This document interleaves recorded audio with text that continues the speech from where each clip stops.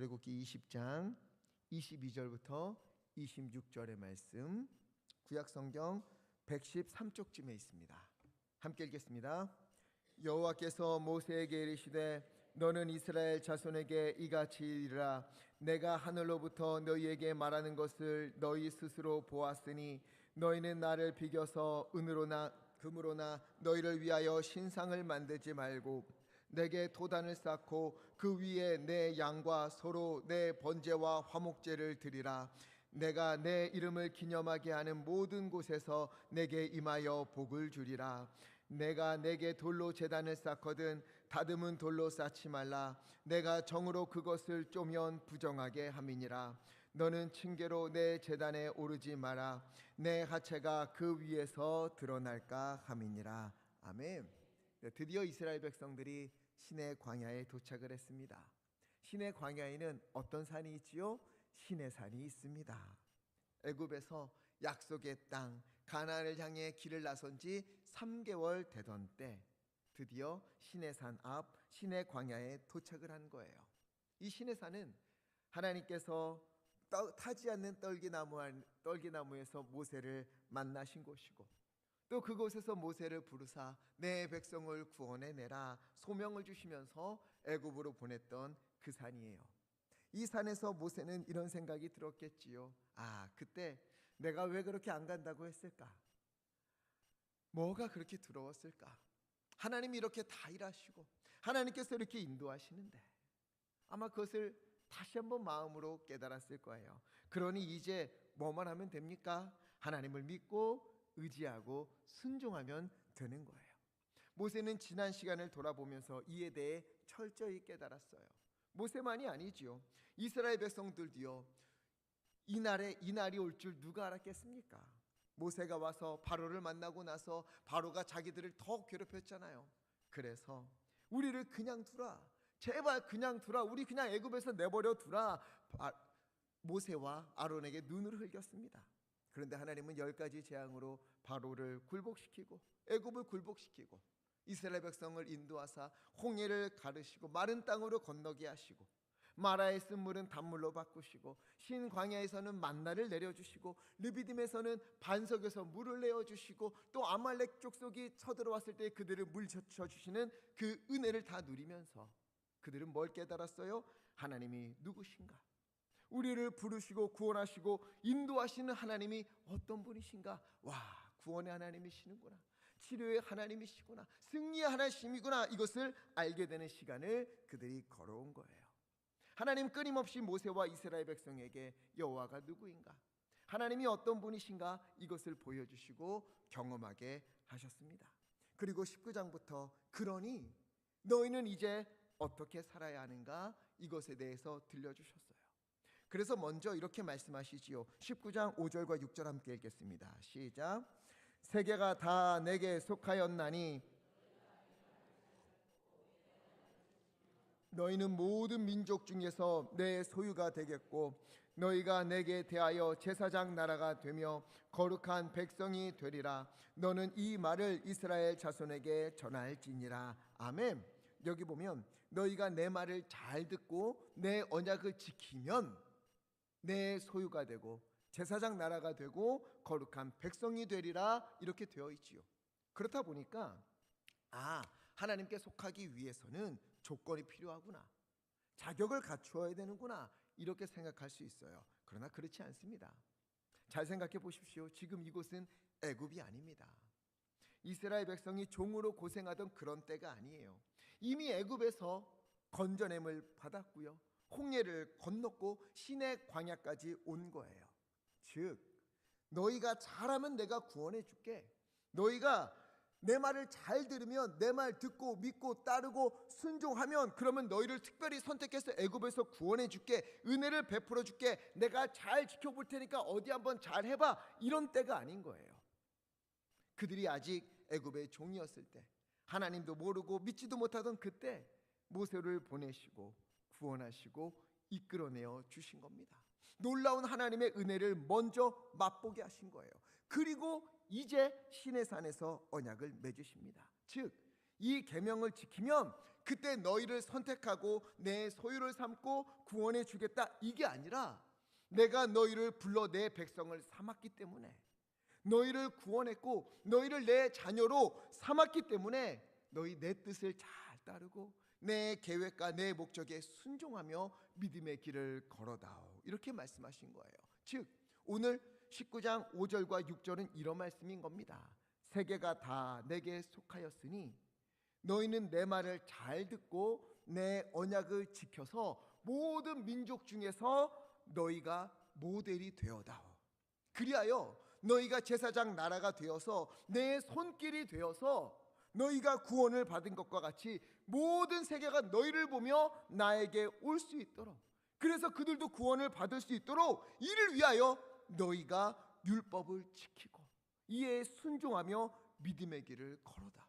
하나님의 백성으로 사는 것이 무엇인지, 그렇게 살면 얼마나 복을 받는지 너희가 보여주어라, 이렇게 주신 말씀인 거예요. 그리고 이 귀한 일에 우리를 부르신 줄 믿습니다.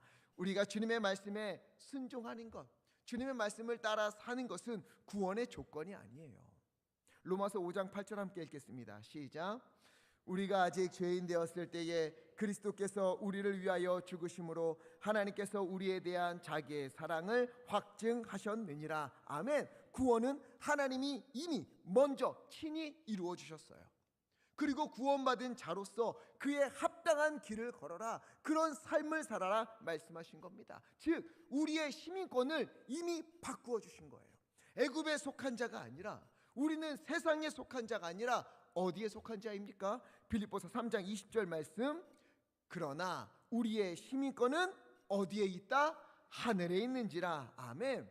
하늘에 속한 자, 그리스도께 속한 자라는 것을 이 땅 가운데서 보여주어야 하는 사명을 가진 그런 사람들인 거예요. 한 번은 예수님께서 제자들에게 이렇게 말씀하셨어요. 마태복음 10장 16절 함께 읽겠습니다. 시작. 보라, 내가 너희를 보냄이 양을 이리 가운데 보냄과 같도다. 지혜롭고 비둘기같이 순결하라. 아멘. 제자들이 세상 가운데 들어가서 예수의 복음을 전하고 예수 믿는 자로서 살아가는 것은 이리떼 한가운데에 어린 양 한 마리를 보내는 것과 같다는 거예요. 이리떼 가운데 힘없는 어린 양이 그 안에 들어간다. 살아남을 수 있겠습니까? 얼마나 버틸 수 있겠습니까? 이리떼 가운데 어린 양이 들어가면 고민이 많겠지요. 이빨도 없으면서 어떻게든 이리와 같이 이리처럼 보여야 내가 잡아먹히지 않겠구나. 그래서 없는 이빨로 으르렁거리고 없는 발톱으로 막 드러났다 하면서 이리인 척 한다고 그래서 여러분 그가 살아남을 수 있겠습니까? 아니지요. 그냥 그날로 끝장인 거예요. 얼마나 두렵겠습니까? 그럼에도 예수님은 말씀하세요. 28절 함께 읽겠습니다. 시작. 몸은 죽여도 영혼은 능히 죽이지 못하는 자들을 두려워하지 말고 오직 몸과 영혼을 능히 지옥에 멸하실 수 있는 이를 두려워하라. 아멘. 아무리 두렵고 아무리 위협적이고 아무리 큰 힘을 가졌다 해도 그 위에 계신 분이 있다는 것을 기억하라는 거예요. 우리만이 아니라 그들도 심판하실 우리 주님, 우리 하나님이 우리의 아버지 되신다, 이것을 기억하라는 거예요. 그러니 어떻게 해야 하는가? 32절과 33절 함께 읽겠습니다. 시작. 누구든지 사람 앞에서 나를 시인하면 나도 하늘에 계신 내 아버지 앞에서 그를 시인할 것이요, 누구든지 사람 앞에서 나를 부인하면 나도 하늘에 계신 내 아버지 앞에서 그를 부인하리라. 아멘. 사람 앞에서 하나님을 시인하고 하나님을 인정하고 하나님이 우리 주님이심을 굳게 믿으면서 그것을 믿는 자로서 살아가야만 한다는 겁니다. 우리의 삶이 어떠하든, 우리 주변에 있는 사람들이 어떠하든, 우리가 가는 직장의 상사들이 어떤 신앙을 가졌든, 우리는 우리 환경이 어떠하든 그곳에서 믿는 자로서, 하나님을 인정하는 자로서, 하나님을 의지하는 자로서 그렇게 살아야 한다는 거예요. 그러면 우리 예수님께서 그 삶을 보시고 우리 아버지 앞에서 우리를 시인하시겠다. 이가 이런 삶을 살았습니다. 주여, 주여, 내가 십자가를 지면서 구원해낸 이 사람, 이 집사, 이 권사, 이 장로, 이 성도들은 이런 인생을 살았습니다. 주님 앞에서 시인해 주시겠다, 증언해 주시겠다 말씀하시는 거예요. 그러나 또 두려운 말씀이 있지요.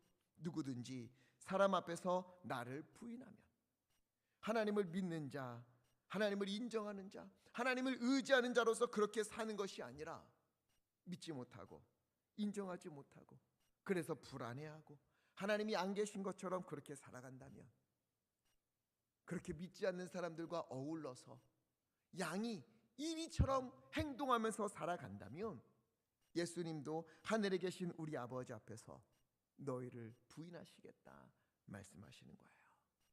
너무도 두려운 말씀이 아닐 수 없습니다.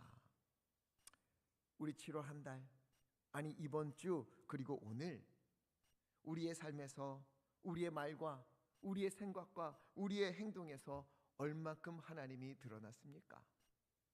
나만 알게 드러나는 것이 아니라 믿지 않는 사람들, 하나님을 인정하지 않는 사람들에게도 우리가 얼만큼 하나님을 의지하며 살아가는지, 얼마나 믿으며 사는지, 우리 하나님이 우리를 인도하시는 분이라는 확신을 가지고 우리는 얼마나 주님을 나타내면서 그렇게 살아왔습니까? 우리의 시간을 돌아볼 때 우리는 주님께 속한 자입니까? 아니면 세상에 속한 사람들입니까? 우리는 다시금 돌아봐야 하는 거예요. 물론 우리의 삶이 구원의 조건이 되는 것은 아닙니다. 구원은 우리의 공로로 이루어지지 않아요. 은혜로, 선물로 우리는 구원을 받았습니다.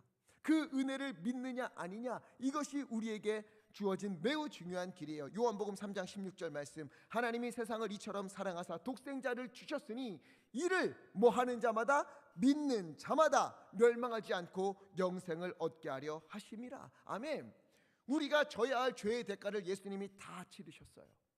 내가 져야 할 그 십자가를 예수님께서 대신 지시고 우리가 죽어야 할 그 죽음을 예수님께서 대신 죽으셨어요. 그리고 부활하사 우리에게 구원을 베풀어 주셨습니다. 이 사실을 믿으면 구원을 베풀어 주겠다, 힘든 건 주님이 다 하시고 믿으면 주님이 하신 것을 너가 한 것이라고 인정하며 구원을 베풀어 주겠다, 하나님이 말씀하시고 우리에게 선물을 베풀어 주셨습니다. 이에 요구하시는 것은 너가 그것을 정말 믿는다면, 정말 예수 그리스도를 믿는다면, 너의 죄를 짊어지고 예수님이 십자가를 지셨다는 것을 믿는다면, 그렇다면 구원받은 자로서, 은혜 받은 자로서 모델이 되어서 믿는 자가 어떠한가 하는 것을 이 땅 가운데 보여주어야만 한다, 주님이 말씀하시는 거예요.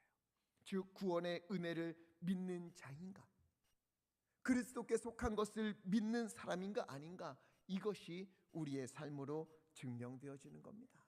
아무리 주여 주여 외친다 한들 하나님을 믿지 않는 사람처럼 살아가면 어떻게 됩니까? 마태복음 25장 12절 말씀, 내가 너희를 알지 못하노라. 비참한 인생길을 걷게 되는 거예요. 그런데 이 말씀을 주신 이유도 뭡니까? 나 너 버릴 거야, 너 이렇게 안 살았으니까 나 너 모른 척할 거야, 너 아웃이야, 이렇게 말씀하기 위해서입니까? 아니요. 그러니, 제발 그러니 하나님을 두려워하며 하나님을 경외하며 믿음의 길로 돌아오라, 온전히 믿음의 길을 걸어라, 주님을 인정하시는 그런 길로 걸어라, 이렇게 말씀하시는 겁니다. 신앙생활은 머리로만 하는 것이 아니지요. 이해되는 것만 하는 것이 아닙니다. 당연히 입으로만 하는 것도 아니에요. 머리로 이해하고 입으로 고백하고 마음으로 헤아리고 손과 발로 살아낼 때, 그때 우리의 신앙은 삶에서 증명되어지는 것입니다. 때로는요, 이해가 안 되어서 못하겠다, 이해가 안 돼서 나는 순종할 수 없다, 납득이 안 돼서 순종할 수 없다, 이렇게 말씀하시는 분들이 있어요. 우리가 어떻게 하나님의 계획과 하나님의 뜻을 다 이해할 수 있겠습니까? 이해할 수 있다면 그건 교만이지요. 하나님이 얼마나 크신 분이신데 우리가 어떻게 하나님을 다 이해할 수 있겠어요? 아이들 키워보신 분들은 아시지 않습니까? 그 꼬맹이 아이들 이해시킨다는 게 쉬운 일이 아니에요. 그래서 때로는 뭐라고 해요? 해보면 알아, 너 이거 먹어보면 알아, 너 조금만 지나면 다 알게 돼, 이렇게 말할 때가 있잖아요. 신앙생활도 마찬가지예요. 때로는 이해가 안 되고 납득할 수가 없고 내가 보기엔 이것이 더 좋은 것처럼 보여도, 그래도 가장 지혜로운 것은, 가장 중요한 것은 주님의 말씀에 순종하는 길이며 주님의 말씀을 따라 사는 그런 삶인 줄 믿습니다. 머리로 이해가 안 되고 마음으로 받아들일 수 없다 하더라도 그래도 하나님이 말씀하셨으니 내가 따르겠습니다, 순종하는 것, 이것이 주님께 맡긴 삶인 거예요. 그래서 출애굽기 20장 이제 그들에게 지켜야 할 계명을 주시면서 가장 먼저 어떤 말씀 주십니까? 20절 말씀 함께 읽겠습니다. 시작. 나는 너를 애굽 땅 종되었던 집에서 인도하여 낸 내 하나님 여호와니라. 아멘. 그래서 하나님은요, 계명을 주시기 전에 이것을 기억하라는 거예요. 우리가 계명을 지켜야 하는 이유, 우리가 주님의 말씀에 순종해야 하는 이유가 무엇인가? 아, 이거구나. 우리 하나님이 이런 분이시구나. 애굽 땅, 그 종되었던 집에서 우리를 구원해내신 분, 죽을 수밖에 없는 죄인을 살려내신 분, 그분이 우리를 하나님의 소유요, 제사장 나라요, 거룩한 백성으로 삼아주셨구나. 그래서 내가 이 삶을 살아내야 되는구나. 이것을 하나님이 분명히 하고 계명을 받으라는 거예요. 구원받은 자로서, 하나님의 소유된 백성으로서, 거룩한 나라로서, 거룩한 백성으로서 이 계명들을 지켜라. 그러면서 10계명부터 차근차근 말씀을 들려주는 겁니다. 즉 10계명을 비롯한 이 말씀을 듣고 순종하며 따르는 것, 이것을 지켜야만 구원을 얻는다? 아니요. 하나님의 은혜를 받은 자, 구원받은 자로서 너무 감사하여서, 하나님의 은혜에 감격하여서 하나님 나 이렇게 살기를 원합니다 하고 그 뜻에 순종하며 사는 삶을 살라는 거예요. 그래서 10계명을 주십니다. 여러분 10계명 제대로 읽어보신 적 몇 번이나 되십니까? 우리 한번 차근차근 읽어볼까요? 3절부터 17절 함께 읽겠습니다. 시작. 너는 나 외에는 다른 신들을 내게 두지 말라. 너를 위하여 새긴 우상을 만들지 말고 또 위로 하늘에 있는 것이나 아래로 땅에 있는 것이나 땅 아래 물속에 있는 것에 어떤 형상도 만들지 말며 그것들에게 절하지 말며 그것들을 섬기지 말라. 나 내 하나님 여호와는 질투하는 하나님인즉 나를 미워하는 자의 죄를 갚되 아버지로부터 아들에게로 3, 4대까지 이르게 하거니와 나를 사랑하고 내 계명을 지키는 자에게는 1000대까지 은혜를 베푸느니라. 나는 내 하나님 여호와의 이름을 망령되게 부르지 말라. 여호와는 그의 이름을 망령되게 부르는 자를 죄 없다 하지 아니하리라. 안식일을 기억하여 거룩하게 지키라. 엿새 동안은 힘써 내 모든 일을 행할 것이나 일곱째 날은 내 하나님 여호와의 안식일인즉 너나 내 아들이나 내 딸이나 내 남종이나 내 여종이나 내 가축이나 내 문 안에 머무는 객이라도 아무 일도 하지 말라. 이는 엿새 동안에 나 여호와가 하늘과 땅과 바다와 그 가운데 모든 것을 만들고 일곱째 날에 쉬었음이라.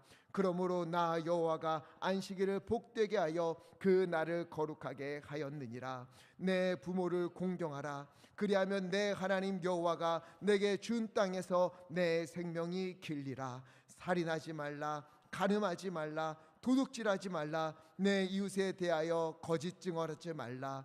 내 이웃의 집을 탐내지 말라. 내 이웃의 아내나 그의 남종이나 그의 여종이나 그의 소나 그의 나귀나 물은 내 이웃의 소유를 탐내지 말라. 아멘. 참 오랜만에 10계명 읽어보지 않습니까? 이건 여담인데요.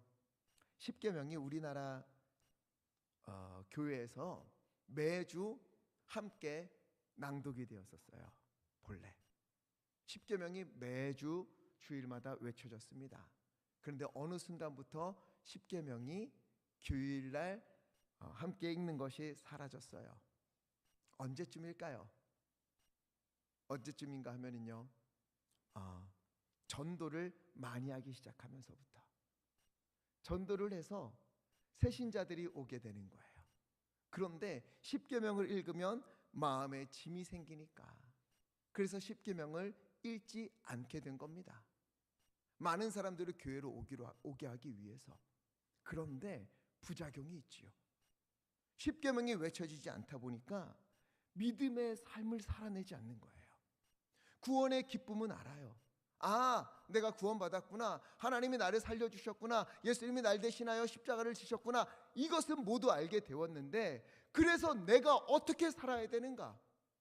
그러니 내가 주님 앞에 어떻게 살아야 되는가? 이번 한 주 내가 마음속으로 누구를 미워하며 살인한 적은 없는가? 내가 혹시 누군가를 범하면서 간음한 적은 없는가? 내가 누군가의 것을 내가 취하고 싶어서 도둑질 마음으로 한 적은 없는가? 내 이웃의 것 탐한 적은 없는가? 그러면서 주님 앞에 회개하는 시간들이 교회들에서 사라졌어요. 거룩한 삶을 잃어버린 겁니다.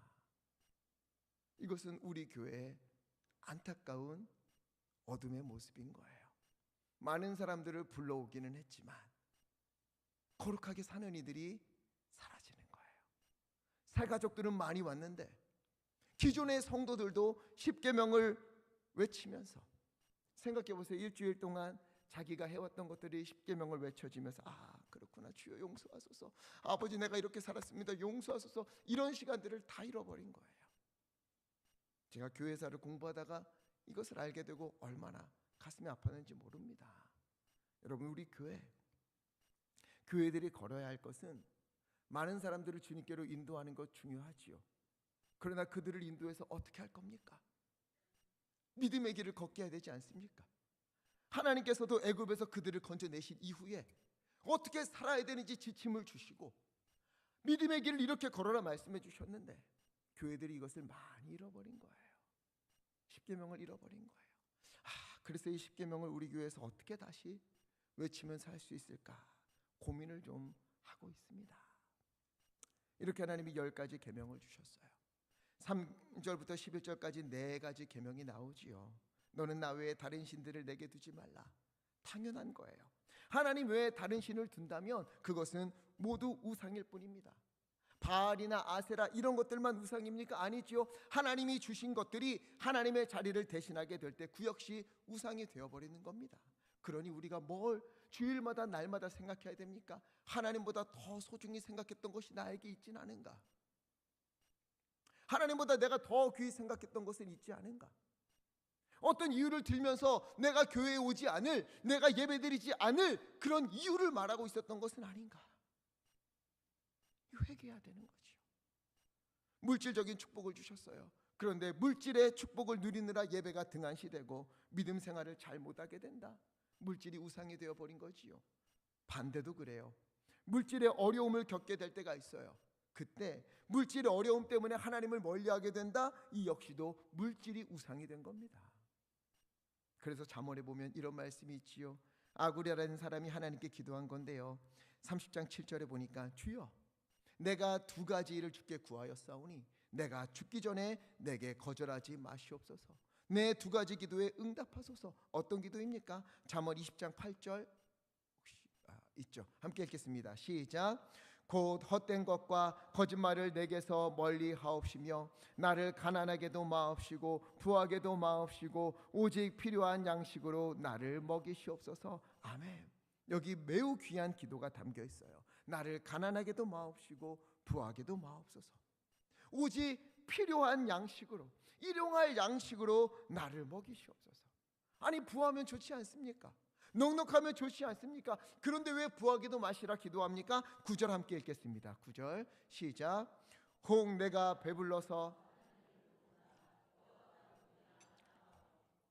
내가 가난하여 도둑질하고 내 하나님의 이름을 욕되게 할까 두려워함이니이다. 아멘. 배불러서 하나님을 모른다. 여호와가 누구냐 할까 두렵다. 또 가난하여서 도둑질하면서 남의 것을 탐하면서 하나님의 이름을 욕되게 할까 두렵다. 아굴이 보니까 배부린 사람들, 많이 가진 사람들은 이상하게도 하나님을 모르는 사람처럼 사는 일들이 너무 많은 거예요. 그럼 가난하다고 하나님을 다 섬기는가? 보니까 너무 가난해지면 도둑질하면서 남의 것을 탐하면서 하나님의 이름을 욕되게 하는 거예요. 그래서 하나님 부한 것도 아닙니다. 가난한 것도 아닙니다. 오직 필요한 양식으로, 일용할 양식으로 내게 먹이시옵소서. 아굴은 기도하는 거예요. 왜? 그의 초점이 누구에게 고정되어 있어요? 하나님에게 고정되어 있는 거예요. 하나님의 자리를 누구에게도 빼앗기고 싶지 않았던 겁니다. 무엇에게도 빼앗기지 않도록 늘 주님만 바라보는 것, 이것이 중요한 거예요. 2번째, 우상을 만들지 말라. 어떤 형상으로도 만들지 말라. 그러나 얼마 후 이스라엘 백성은 어떻게 합니까? 송아지를 만들어서 이것이 하나님이다 그렇게 말하지요. 가나안에 들어가서는 눈에 보이는 왕을 달라고, 하나님, 보이지 않는 하나님 필요 없습니다. 거부하지요. 세 번째, 여호와 이름을 망령되이 부르지 말고, 우리 주님은 찬송과 영광을 받으셔야 하는 우리 주님이시지요. 불평과 원망의 대상이 아닙니다. 우리의 삶에서 여호와 이름에 먹칠하는 그런 말과 행동을 없이 해야 된다, 이런 뜻이기도 하지요. 네 번째, 안식일을 거룩하게 지키라. 안식일을 주신 이유와 목적을 분명하게 알고 거룩하게 구별하여 지키라. 이 네 가지 계명은 하나님을 향하여 우리가 지켜야 하는 계명들이에요. 그리고 우리 서로를 위하여서 지키는 계명들이 있지요. 부모를 공경하라, 살인하지 말라, 간음하지 말라, 도둑질하지 말라, 내 이웃에 대해서 거짓 증언하지 말라, 내 이웃의 집을 탐내지 말라. 이러한 10가지 계명, 이 10가지 계명은 나중에 하나하나 제가 차근차근 10계명 강해 때 좀 더 자세히 다루도록 하겠습니다. 이렇게 10계명을 주셨어요. 이 10계명을 주실 때 백성들이 보니까 18절에 산 주변에 온통 우레와 번개와 나팔소리와 연기가 자욱한 것을 이들이 본 거예요. 난생 처음 보는 광경이었습니다. 하나님이 임재하실 때 너무너무 두려운 거예요. 그들은 떨어져서 하나님이 임재하는 광경을 봤음에도 너무 두려워서 모세에게 외쳐요. 19절, 당신이 우리에게 말씀하소서, 우리가 들으리이다. 하나님이 우리에게 말씀하지 말게 하소서. 하나님이 우리를 만나게 하지 마시고 당신이 중간에서 우리를 만나고 당신이 중간에서 우리에게 말씀하소서. 하나님 앞에 선다는 것이 너무 두려웠어요. 이들뿐만이 아니지요. 성경의 인물들은 주님을 배웠을 때 두려움에 사로잡힙니다. 왜? 하나님 앞에 서면은 어느 누구도 감출 수 있는 것이 없어서 그렇습니다. 히브리서 4장 13절 함께 읽겠습니다. 시작. 지으신 것이 나타나지 않음이 없고 우리의 결산을 받으실 이의 눈앞에 만물이 벌거벗은 것 같이 드러나느니라. 아멘. 우리의 결산을 받으실 이, 우리 하나님 앞에 만물이, 우리도 예외 없이 벌거벗은 것 같이 다 드러나게 된다는 거예요. 살다 보면 감추고 싶은 것 있지 않습니까? 부끄러운 일들도 있고 아무도 몰랐으면 하는 일들 있지요. 사람들에게도 그러할지인데 하나님 앞에서는 오죽하겠습니까? 여러분, 우리 중에 하나님 앞에서 자신 있게 주여 다 꿰뚫어 보십시오, 내 하루 24시간 낱낱이 하나님 살펴보십시오, 난 주님 앞에서 말과 생각과 행함에 모든 것이 떳떳합니다, 이렇게 말할 수 있는 사람이 어디 있겠습니까? 있다 한들 죄송하지만 그건 교만이겠지요. 이사야도 보세요. 6장 5절에 화로다, 망하게 되었도다, 재앙이 닥치겠구나, 이제 나는 죽게 생겼구나, 나는 입술이 부정한 사람이되 이런 내가 만군의 여호와 하나님을 배웠으니 나는 죽겠구나, 어찌하면 좋겠는가, 이렇게 탄식하지 않습니까? 이스라엘 백성도 두려워하면서 모세요, 하나님 앞에 우리가 설 수 없습니다. 당신이 만나고 당신이 대신 우리에게 들려주소서, 우리가 죽을 것만 같습니다. 이때 모세가 뭐라고 합니까? 20절 함께 읽겠습니다. 시작. 모세가 백성에게 이르되 두려워하지 말라, 하나님의 임하심은 너희를 시험하고 너희로 경외하여 범죄하지 않게 하려 하심이니라. 아멘. 이날 하나님이 이스라엘 백성 가운데 찾아오셔서 우레와 번개와 나팔 소리로 자욱한 연기로 나타나신 것은, 이것을 보여주신 것은 그들의 죄를 들추시고 그들의 죄값대로 심판하기 위하고 벌주기 위함이 아니었어요. 하나님을 경외하여서, 와, 하나님 너무 두려운 분이구나, 이렇게 경외하는 마음으로, 그 마음으로 범죄하지 않도록 그들이 주님 앞에서 정결하게 살아갈 수 있도록 그렇게 임하신 것이라는 거예요. 그렇기에 하나님 앞에서 죽음을 두려워하는 것이 아니라 우리는 무엇을 두려워해야 됩니까? 하나님을 경외하지 않고 믿지 않고 인정하지 않고 믿음으로 살지 않았던 그런 모습들, 주님 말씀에 순종하지 않았던 모습들, 그 모습으로 주님 앞에 서는 것, 이것을 두려워해야 되는 거예요. 이 두려운 마음이 우리 마음속에 있다면 우리 삶이 어떻게 변합니까? 죄를 멀리하게 되는 것이요, 말씀을 묵상하게 되지요, 더 기도하게 되지요, 더 주님의 뜻에 순종하며 살기 위해 애쓰는 거예요. 왜? 언젠가는 주님 앞에 설 날이 있기 때문에 그날을 기억하면서 오늘을 거룩하게 구별하면서 살아내는 거예요.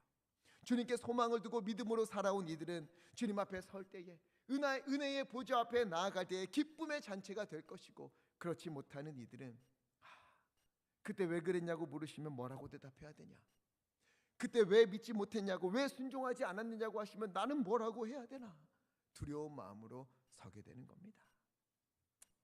여러분, 오늘 이 시간 우리가 주님 앞에 서게 된다면 어떤 심정으로 설 것 같습니까? 기쁨으로 달려가서 어린아이처럼 주님 품에 쏙 안겨서, 주여, 내게 5달란트를 주셨는데 내가 5달란트를 더 남겼습니다. 2달란트 주셨는데 2달란트 더 남겼습니다. 이렇게 주님 앞에 기쁨으로 아뢰 수 있는 분들 있습니까? 아니면 조금만 더 기회를 주십시오. 내게 회개할 기회, 돌이킬 기회, 순종할 수 있는 기회, 한 번 더 믿음으로 살 수 있는 기회를 한 번만 더 내게 주십시오. 그 발 앞에 매달려서 펑펑 우는 그런 사람인 것은 아닙니까? 저는 솔직히 두려운 마음이 큽니다. 이사야도 그랬고 베드로도 그랬잖아요. 누가복음 5장 8절, 베드로도 주님 만났을 때 이러잖아요. 주여, 나를 떠나소서, 나는 죄인이로소이다. 그러나 이제 오늘부터 우리가 주님의 구원받은 자로서, 은혜 받은 자로서 시선과 삶이 변하기를 간절히 바랍니다. 어떻게 변해야 될까? 디모데후서 4장 7절과 8절 함께 읽겠습니다. 시작. 나는 선한 싸움을 싸우고 이제 후로는 나를 위하여 의의 면류관이 예비되었으므로 주 곧 의로우신 재판장이 그날에 내게 주실 것이며 내게만 아니라 주의 나타나심을 사모하는 모든 자에게도니라. 아멘.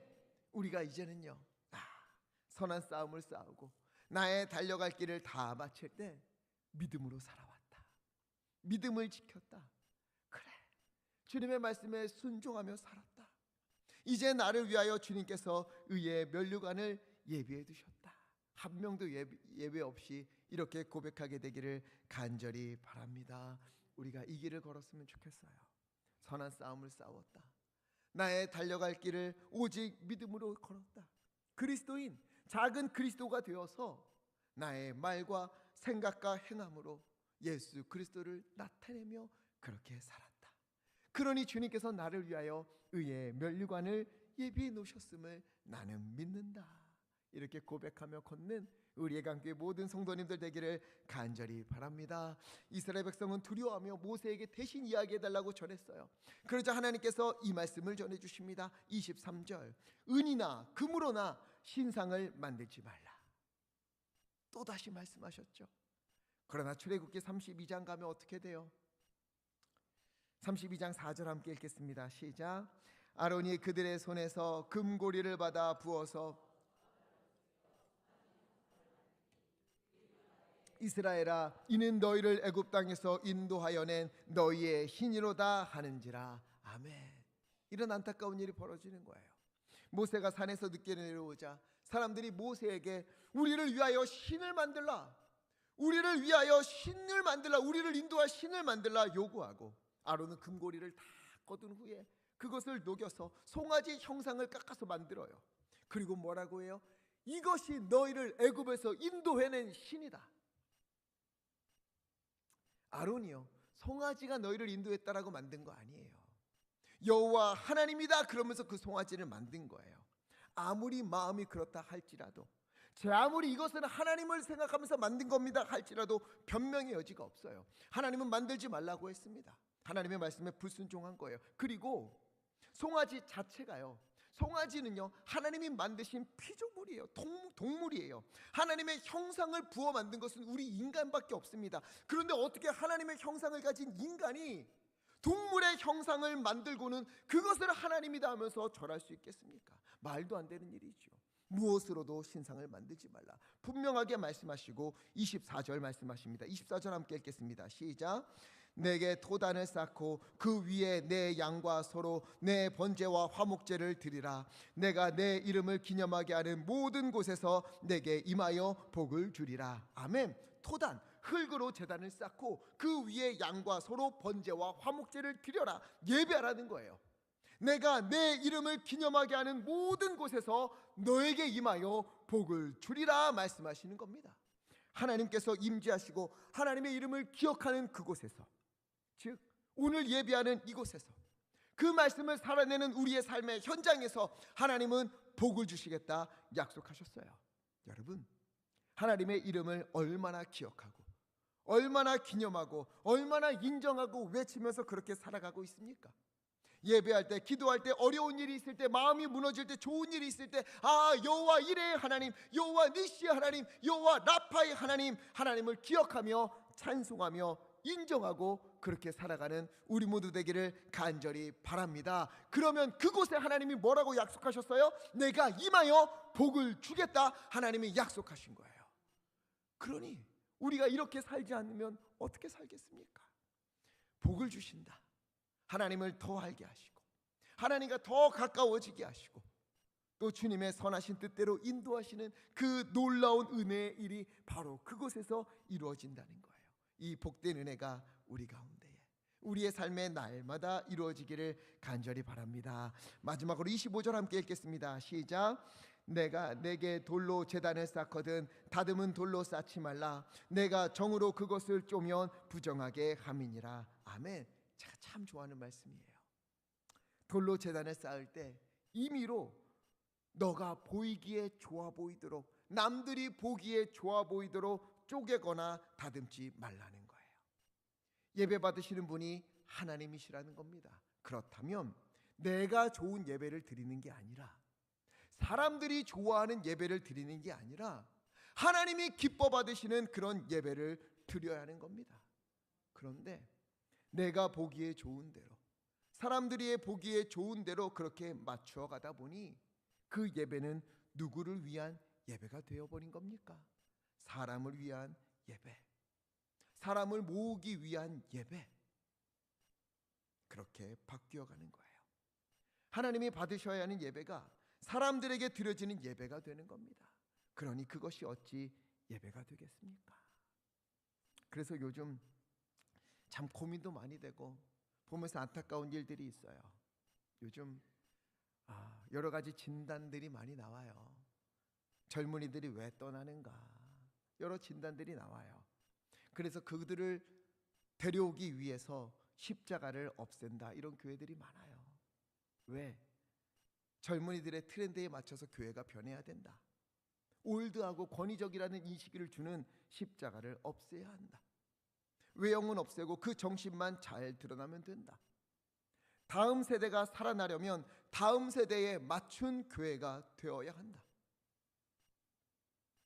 그래서 교회를 캠핑장으로 바꾸고 주말에 거기 와서 놀면서 예배하는 여러 노력들이 있습니다. 그리고는 다음 세대가 무너지는 이때 어떻게 해야 교회가 그들을 잡을 수 있을까? 젊은이들이 모이는 곳들을 연구하고, 젊은이들이 가는 곳들을 연구하고, 교회가 그렇게 변해야 된다, 트렌드를 따라가야 한다는 이야기들이 너무 많아요. 이에 저는 깊은 고민이 되는 거예요. 교회의 주인이 누구인가? 젊은 세대를 붙잡는 것이 교회가 존재해야 될 이유인가? 젊은이들만 온다면, 그래서 교회를 계속해서 유지한다면 그것이 교회의 사명인가? 이런 고민이 드는 거예요. 물론 우리 교회도 젊은이들이 오고 싶은 교회가 되고 싶어요. 아이들이 실컷 뛰어놀고 예배하는 그런 교회가 되고 싶어요. 그런데 그것이 목적이 되어서 그 가운데 하나님을 잃어버리는 것은 아닐까? 그 가운데 우리가 하나님을 놓치는 것은 아닐까? 이것이 저는 큰 두려움이 있습니다. 아이들이 많이 모이는 교회라고, 젊은이들이 많은 찾는 교회라고 자랑은 하지만 정작 하나님이 계시지 않는 그런 곳이라면 그 모임이 어찌 교회일 수 있겠습니까? 한번 역사를 돌아보십시오. 믿지 않는 이들, 이전에도 이것은 똑같은 고민이었어요. 20년 전에도, 아니 30년 전에도 젊은이들이 떠난다 그러면서 어떤 예배가 생겼습니까? 열린 예배가 생겼어요. 열린 예배가 생겨서 믿지 않는 이들을 위한 예배가 생겼습니다. 믿지 않는 이들이 편하게 와서 예배 드릴 수 있도록, 편하게 앉아서 감상할 수 있도록 예배 시간에 연극이 이루어지고, 예배 시간에 그냥 편하게 와서 앉아갈 수 있도록 그런 분위기들을 만들었었어요. 이미 20-30년 전에요. 근데 그들은 다 어디 갔습니까? 그것이 우리 교회에 남긴 것들은 무엇입니까? 하나님께 매달림 없이, 간절함 없이, 하나님을 찾는 것 없이 와서 앉아서 구경하다 가는 예배, 그렇게 바뀐 것은 아닌가? 이런 고민이 드는 거예요. 하나님은, 하나님께 올려지는 제단은 돌로 다듬지 말라고 하는데, 그렇다면 여러분, 우리의 예배, 우리가 예배 시간에 중심적으로 둬야 될 것은 하나님이잖아요. 성경이어야 되잖아요. 그런데 왜 자꾸만 정으로 쪼개고, 이렇게 하면 안 돼, 이렇게 하면 젊은이들 안 와, 이렇게 하면 애들 떠나, 이렇게 하면 안 돼, 이래야 요즘 트렌드에 맞는 걸 자꾸만 쪼개면서 사람들 보기에 좋은 재단을 만들고 있는 것은 아닐까, 깊은 고민이 되는 거예요. 그러면서 이런 것을 봤어요. 교회 역사를 공부하는 가운데 사람들은 언제 교회에 와서 복음을 받아들이는가? 교회가 그들에게 맞춰줄 때가 아니라 믿는 사람들이 변화되어지는 것을 보면서, 믿음의 사람들이 그 믿음 붙들고 살아내는 것을 보면서, 죽더라도 그 믿음 붙들고 죽는 것을 보면서 사람들이 교회로 오는 거였어요. 사람들의 눈높이를 맞추는 것이 아니라 하나님이 원하시는 것을 살아내고 하나님께서 기뻐하시는 것을 붙들고 갈 때, 그때 사람들이 와서 하나님 앞에 예배하고 하나님 앞에 변화해지고, 아, 저것이 믿음이구나, 아, 저것이 믿는 자의 삶이구나, 그렇게 바뀌는데 우리는 지금 무엇을 보여주고 있는가? 많은 고민이 되는 겁니다. 여러분, 저는 우리 교회가 어르신들도 젊은이들도 아이들도 말씀을 중심으로 살아가고 말씀을 따라서 살아내는 것, 그 믿음의 삶을 살아내는 그런 교회가 되었으면 좋겠습니다. 이를 위하여 무엇이 필요할까 고민하고 기도하고, 그렇게 실천하는 중에 하나님을 놓치지 않도록, 자꾸만 재단을 우리 마음대로 깎아내서 하나님의 말씀을 온데간데 찾을 수 없는 그런 교회가 되지 않았으면 좋겠어요. 이것을 놓치지 않고 젊은이들만 바라보는 게 아니라 어르신들도 젊은이들도 아이들도 예배하기를 기뻐하고, 그저 와서 내 마음 편해지는 게 아니라 예배 중에 하나님 만나고, 기도하는 중에 하나님이 만지시는 손길을 경험하고, 기도하는 중에 하나님이 주시는 소망을 발견하고, 찬양하는 중에 하나님이 살아계심을 경험하고, 그래서 믿음으로 살아내는 우리 교회가 되었으면 좋겠습니다. 이것은 제단을 깎을 때 있는 것이 아니에요. 제단을 그대로 두고 하나님 말씀에 살아낼 때에, 하나님의 말씀을 따라서 살아낼 때만 가능한 겁니다. 그런 우리가 교회가 되기를 간절히 바랍니다. 또 하나, 다듬지 않은 돌로 제단을 쌓으라는 말은 누구나 그 모습 그대로 오라는 거예요. 척하지 말고, 괜찮은 척하지 말고, 죄 없는 척하지 말고, 아무 걱정 없는 척하지 말고 주님 앞에 나오라는 거예요. 마음이 무너졌으면 그 마음 그대로, 허물어졌으면 그 허물어진 모습 그대로, 약하고 추하면 그 모습 그대로 주님 앞에 나와서, 주여 내가 왔습니다, 다듬지 않은 그런 내가 왔으니 주여 주의 말씀으로 나를 변화시켜 주시옵소서. 여러분, 이것이 예배인 거예요. 오늘 주님은 우리를 그렇게 부르십니다. 우리의 강교회가 그런 교회가 되기를, 우리가 그렇게 주님 앞에 나오는 믿음의 사람 되기를 간절히 바랍니다. 교회의 주인은 우리 하나님이십니다. 누구도 주인 될 수 없어요. 하나님 외에. 왜 교회가 자꾸만 사람들에게 맞추어 갑니까? 물론 제가 꼰대여서 막 옛날 이런 걸 원하는 게 아니에요. 그러나 주인은 하나님이시니 사람들이 와서 하나님을 닮아가고 하나님을 따라가야 되는데, 사람들에게 맞추어져서 예배도 자꾸만 수준이 낮아지고, 기도에도 자꾸만 없어지고, 하나님 찾는 일들도 없고, 예배에 와서 부르짖고 찬양하는 것 없이 앉아있다 가는 것, 아니요. 말씀을 따라가야죠. 종교개혁 때 종교개혁을 일으킨 사람들은 사람들에게 맞추기 위해서 종교개혁을 일으키지 않았어요. 말씀이 어떠한가를 봤어요. 하나님이 뭘 원하시는가를 봤어요. 우리도, 우리 교회도 그렇게 주님이 중심이 되어서 하나님께서 기뻐하시는 교회가 뭘까? 하나님께서 기뻐하시는 예배 드리는 것이 무엇일까? 우리 예배는 어떻게 되어야 될까? 우리 예배 가운데 사람들이 와서 어떻게 하면 하나님을 더 많이 만날 수 있을까? 어떻게 하면 더 기도할 수 있을까를 고민하고, 또 우리 역시 주님 앞에 다듬지 않은 돌로 주님 앞에 나와 주님을 찾고 주님을 만나고 하나님으로 가득해지는 우리의 인생, 우리의 삶, 우리 교회 되기를 예수 그리스도 이름으로 간절히 축원합니다. 우리 함께 기도했으면 좋겠습니다. 우리 기도할 때 애통하면서 기도했으면 좋겠어요. 말씀드린 것처럼 이 땅의 교회가 십계명을 잃어버리고 있습니다. 주님 앞에 회개하는 것도 돌이키는 것도 다 잊어버리고 있어요. 그저 와서 내 마음의 위로를 얻으면, 내가 힘을 얻으면 그거면 된다, 이것이 예배다, 이렇게 바뀌어 가고 있어요.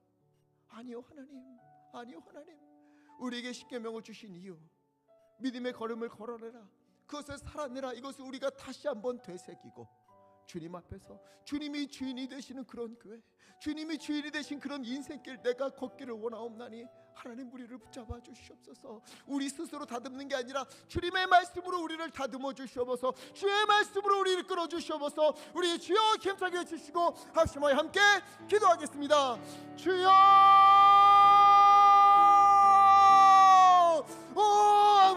아버지 우리를 붙잡아 주시옵소서.